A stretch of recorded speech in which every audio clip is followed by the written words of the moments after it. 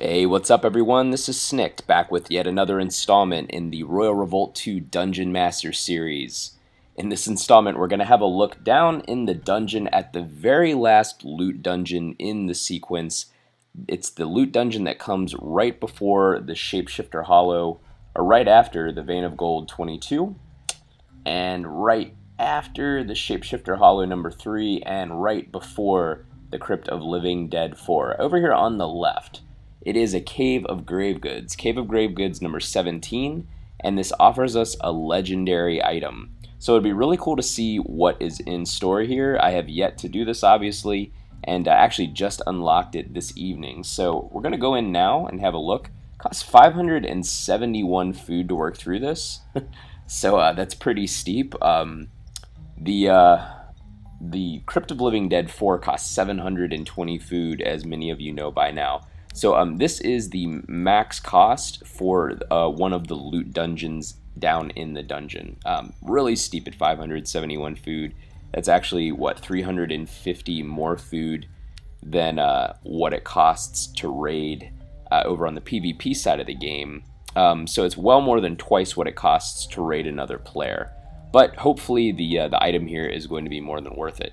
You'll notice as we look at the base itself, we have 1, 2, 3, 4, 5, 6, 7, 8, 13, 16, and we have 18 towers, 4 spike pads, and then it looks like 5 different barriers. So again, I have yet to do this. If it's anything like Shapeshifter Hollow number 3, shouldn't be too difficult. If it's anything like Crypt of Living Dead 4, then this video may not go all that well.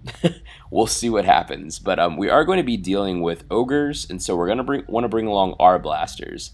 We're going to be dealing with werewolves, and so we might want to bring along frosters. And in fact, I'm going to put frosters in the 3rd position over here, replacing gargoyles. Okay. And so, couple of cool things here. This is an interesting base layout. I'm not sure if it's only 27 tiles. It looks like it might be, but I've never seen anything quite like it. You'll notice that there's a few choke points and kind of overlapping, no real actual bona fide choke points, I shouldn't say, but there's a few kind of hairpin turns, little cul-de-sacs here, and a lot of overlapping path areas where there's a good opportunity for range DPS to deal out damage. The only challenge here really with the space design, and this is a problem with having a predominantly monster filled wave composition, is that there really aren't many opportunities, or there really isn't a whole lot of range DPS here. Sure, there are gargoyles, and I'm sure I'll be dealing with some gargoyles here that'll be flying across these little barriers, and the barricades are pretty, or the blockades are pretty well stationed here in the base layout. But I'll be dealing with gargoyles that'll be flying across those barriers and attacking me, but it doesn't look like they're out there in sufficient quantity to really make much of a difference. So this is going to be a largely melee battle, and I'm not too worried about that. The werewolves, I'm really not very impressed overall, even at max level, with the damage that they deal out. The normal damage that they deal out just is not that big of a deal, and so a little bit of a disappointment there. Mummies, they deal out a good bit of poison damage, but again, they're in relatively short supply here, and they're really not that formidable. The ogres are the thing that I'm most concerned about, just looking at this overall layout. But if I spawn our blasters in sufficient quantity, they're really not going to be too much trouble. So for the most part, I'll be going in and just spamming our blasters to take out the ogres, and then pyromancers to deal with everything else, along with the firebolt tower threat. And of course, I'll be using Bladestorm against the barriers and the spike pads, and then and that's also really effective against ogres. And then of course, Sonic Blast to take down a lot of these towers. It is a lot of towers, 18 towers total, and so I'll probably want to. And you know what? Instead of frosters, I'm actually going to bring out cannons, just because there isn't that much of a concern from the werewolves, and I'm a little bit more concerned about using blunt DPS. And then just in case I get into a pinch here, I'm actually also going to use Portal rather than Time Warp. And that's in case, you know, for example, I need to spawn a bunch of cannons in a particularly difficult spot where the blunt DPS that I'm using just isn't getting the job done, or I get to the castle gate or the skull gate, and there isn't quite enough time to bring enough DPS to bear to bring it down. All right, so with that, let's go ahead into the raid itself. And again, this is completely sight unseen for me, so we will see what happens. I'm going to start out, again, in spamming a number of Arblasters and Pyromancers. These are 3 ogres, one of which tagged me right from the get-go there. So that's not all that good.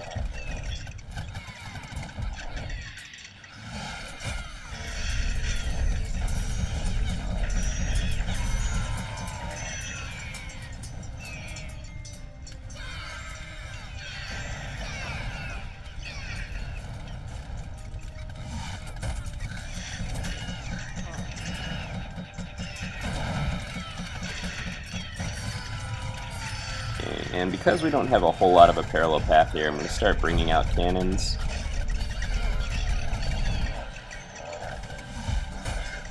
You recall that in 1.4.1, okay, this isn't going so well. A nice army build up, so that's a good thing. Stay here and kind of let them shield me to take down that tower. Rebuilding a little bit of health before we continue on. I'm going to need to make good time.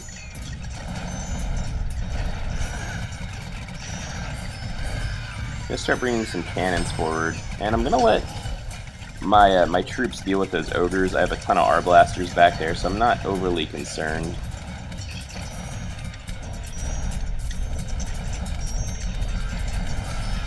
If I have to use a blessing, I'm going to.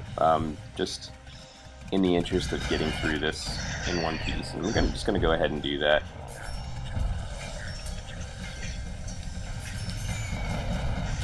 And that's a little taboo when you're doing reviews, but some of these levels are really hard, and so it's just kind of a fact of what's necessary. Okay, so I think I got through all the towers without a whole lot of problem. Up here to the gate. I might not have, I probably didn't need to use that blessing scroll, to be honest. Ogres. Ogres. Okay, and just for fun, I'm going to use the portal. And I'm going to spawn a bunch of cannons. And the cannons took down the gate without really too much effort at all. So that was pretty easy, and probably easier than I gave it credit for. I was playing it a little conservatively there. So as you can see, we got through the Cave of Gravegoods 17 here, 464 medals, and we got, okay, so we got a 9,812 health, legendary armor, along with 683 normal damage as the secondary boost or the buff on here. Not all that impressed with it. I would have much preferred to see a different type of damage secondary stat here or buff on the armor. But 9812, as you can see, that is better than what I'm wearing. But it ultimately isn't going to replace the fire resistance armor that I'm wearing, just because normal damage is not such a big deal, and the fire resistance that I am wearing is way more than compensates for the increase in the hit points that I would see here, which I think would be right around 200. So anyway, that's it for the Cave of Gravegoods number 17. We still have maybe four or five different, maybe more than that. 1, 2. And then we're mining up to here to 3, 4, and then 5. So we have 5 different dungeons remaining. We've got the Vein of Gold number 19 at 1.9 million. Oops. Let's see. We have another legendary item here in the Cave of Gravegoods number 15. Working on the Vein of Gold number 21 at 3.1 million. We did get Vein of Gold 22 already at 4 million. Diamond Vault number 15, pretty excited about this one, 1,000 gems. We'll be there in a little while. And then the Diamond Vault number 14, which I think actually builds off of, oh, and here's one more.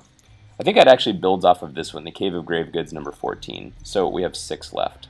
So once we finish that one, it looks like we'll probably tunnel down over to here because this is Diamond Vault number 15, and we wouldn't go from Diamond Vault number 15 over here to Diamond Vault number 14. And there's nowhere else we can tunnel except from the Cave of Grave Goods number 14. So those are next up, and when I've actually tunneled through, I'm not in too much of a hurry to get to these. They'll come in time, and it's nice to leave a little something in the dungeon to suspense. So we'll get to those in some future videos, and I'll be sure to cover those in, again, future editions of this Dungeonmaster series. And I'll also be looking at, in a new video coming up, the Crypt of the Living Dead 4. So this is the last level in the dungeon. Is incredibly difficult, completely insane, and an Armageddon scroll would probably suffice here and work pretty well. And since it's not really against another player, I feel a little bit better about using one in this context. So anyway, that's it for the Cave of Grave Goods, and that legendary item here out of Cave of Grave Goods number 17. It was a pretty cool item overall. A little bit disappointed in the fact that it had a normal boost stat. Would really like to see a fire resistance item, which I really haven't gotten yet from any of the items down here in the Cave of Grave Goods, or any items that I really care about at my level. But we'll see what happens with these other items. We do have a couple of other here, Cave of Grave Goods number 15, and then also over here, where is it? Cave of Grave Goods number 14. So hopefully we have some good things in store for us there. Alright guys, if you have any comments or thoughts on the dungeon or the raid, feel free to let me know. Otherwise, thanks for watching.